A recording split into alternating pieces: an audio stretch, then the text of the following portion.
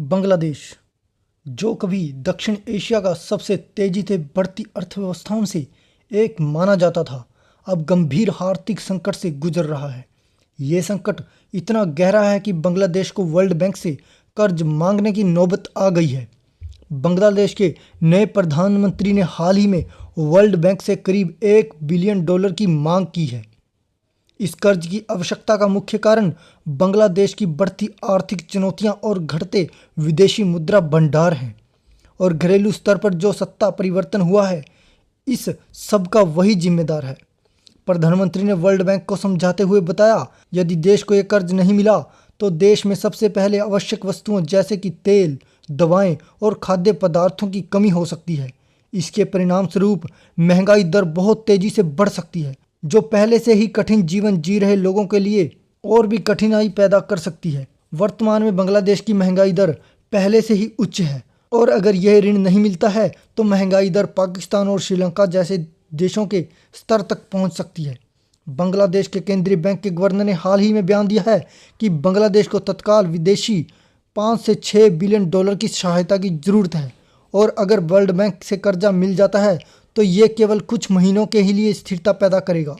उनका कहना है कि बांग्लादेश की अस्थिरता को स्थिर करने के लिए दीर्घकालिक सुधारों की आवश्यकता है, न कि केवल अस्थायी कर्ज से समाधान निकल सकता है। बांग्लादेश की स्थिति इतनी बिगड़ने का मुख्य कारण पहले से वैश्विक आर्थिक मंदी और अब तख्ता पलट ने देश की हालत खराब कर दी है। बांग्लादेश का टेक्सटाइल उद्योग, जो देश की अर्थव्यवस्था का मुख्य स्तंभ है, राजनीतिक कू की वजह से संघर्ष कर रहा है। बांग्लादेश के उद्योग उत्पादन में गिरावट आई है, जिससे और भी समस्याएं पैदा हो गई हैं। भारत, जो बांग्लादेश का पड़ोसी है, इस संकट का फायदा उठा सकता है। विशेष रूप से भारतीय टेक्सटाइल उद्योग को वैश्विक ऑर्डर में वृद्धि हो रही है, क्योंकि विदेशी खरीदार पहले अपने प्रोडक्ट्स बांग्लादेश में बनाना पसंद करते थे, चाहे वह गुच्ची हो, पराडा हो या और भी कई महंगे महंगे कपड़े के ब्रांड्स हों। बांग्लादेश में जो तख्ता पलट हुआ है, उससे उत्पादन पर प्रभाव पड़ा है, जिसे लेकर बांग्लादेश से अपने ऑर्डर्स को हटाकर भारत में स्थानांतरित कर रहे हैं।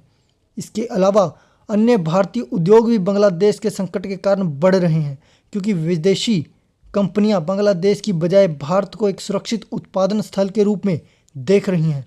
बांग्लादेश का खजाना धीरे धीरे घट रहा है, और यदि देश को तुरंत विदेशी सहायता नहीं मिली तो यह स्थिति केवल कुछ महीनों तक ही स्थिर नहीं रह सकती। वर्तमान में देश के पास सीमित विदेशी मुद्रा भंडार है, जो केवल कुछ ही महीनों तक आयात और अन्य आवश्यकताओं को पूरा कर सकता है। बांग्लादेश के बढ़ते आर्थिक संकट का कारण वहां की जनता और राजनीतिक वर्ग में भारत विरोधी भावना पैदा होना है, जिसने देश का सत्यानाश कर दिया है।